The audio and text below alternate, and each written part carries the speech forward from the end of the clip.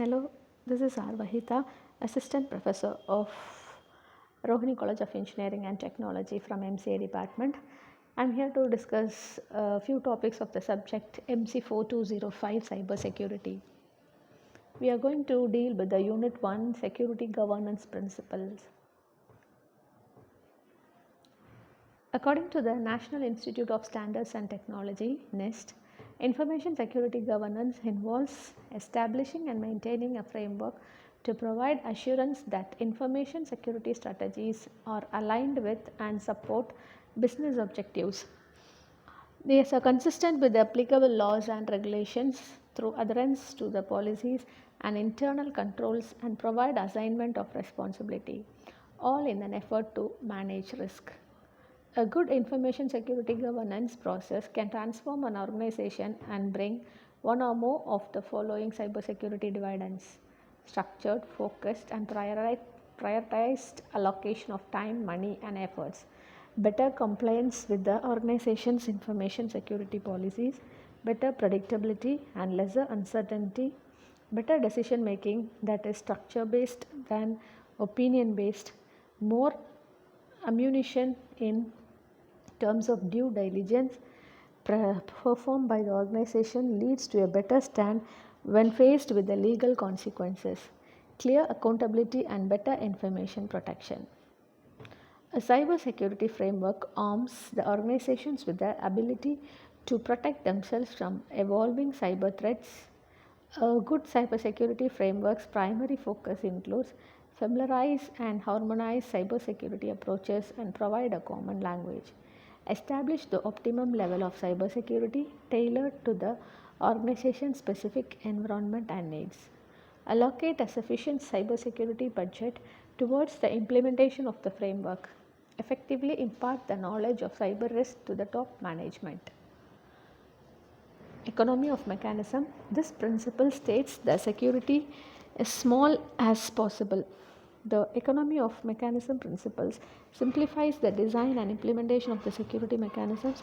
If the design and implementation are simple and small, fewer possibilities exist for errors. The checking and testing process is less complicated so that the fewer components need to be tested.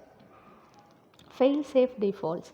The fail-safe defaults principle states that the default configuration of a system should have a conservative protection scheme. This principle also restricts how privileges are initialized when a subject or object is created. Least privilege. This principle states that a user should only have those privileges that need to complete his task. Its primary function is to control the assignment of rights granted to the user, not the identity of the user. This means that if the boss demands root access to the Unix system that you administer, he or she should not be given that right unless he or she has a task that requires such level of access. If possible, the elevated rights of the user identity should be removed as soon as those rights are no longer needed. Open design. This principle states that the security of a mechanism should not depend on the secrecy of its design or implementation. It suggests that the complexity does not add security. This principle is opposite of the approach known as security through obscurity. This principle not only applies to the information such as passwords or cryptographic systems but also the other computer security related operations. Complete mediation. The principle of complete mediation restricts the caching of the information, which often leads to simpler implementations of mechanisms. The idea of this principle is that the access to every object must be checked for compliance with the protection scheme to ensure that they are allowed. Whenever someone tries to access an object, the system should authenticate the access rights associated with that subject. The operation system should mediate all and every access to an object. Separation of privilege.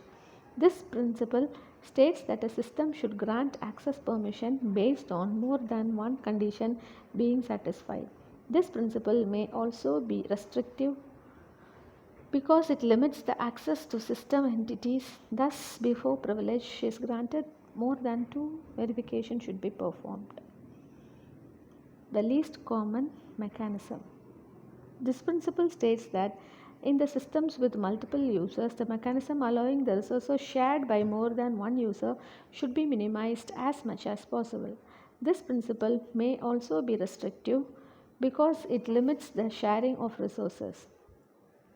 Psychological acceptability. This principle states that a security mechanism should not make the resource more complicated to access. If the security mechanisms were not present, the physiological acceptability principle recognizes the human element in computer security. If the security related software or the computer systems are too complicated to configure, maintain, or operate, the user will not employ the necessary security mechanisms. Work factor. This principle states that the cost of a security mechanism should be compared with the resources of the potential attacker when designing a security scheme. In some cases, the cost of circumventing, that is known as a work factor, can be easily calculated. In other words, the work factor is a common cryptographic measure which is used to determine the strength of a given cipher. So, it does not map directly to the cybersecurity, but the overall concept is applied. Compromise recording. Compromise recording principle states that sometimes it is more desirable to record the details of intrusion than to adopt a more sophisticated measure to prevent it. Thank you.